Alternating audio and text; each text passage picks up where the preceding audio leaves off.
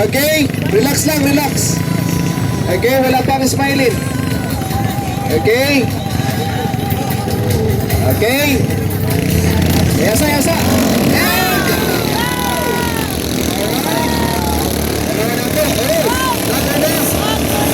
ang Sports Pacific. Pati kasukaw.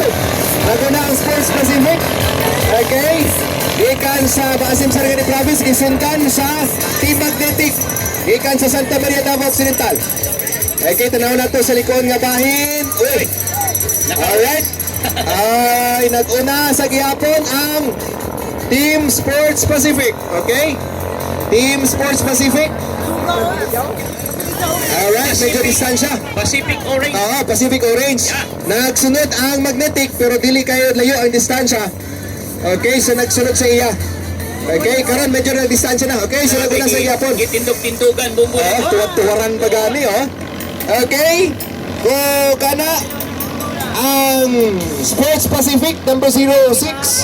Ikan sa Maasim Sarangani Province, si Joshua Tumtumang Rider. Ala, parting kusuga aning kwan. Ikan sa ikatulong spot, nahimo nang nasa second spot karon. Okay, no? Parting kusuga, oy.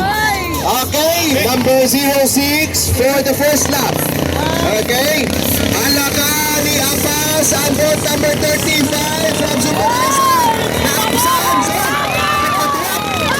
okay, nagiluganay sa gihapon karon sa pwesto ang boat number 02 ug ang boat number 35.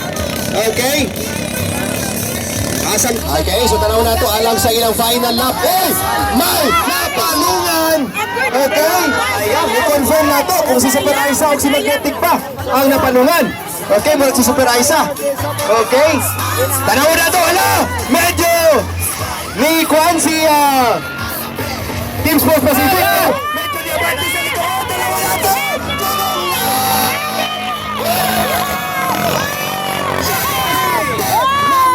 02 ang nag-una. Wala na din ha si Pacific Orange. Okay? Napalungan man di ay si Pacific Orange. Siya itong nag-una kagani. Oo. Kulay ba, no? Oo. Perting saya. Okay. So nag-una boat number 02.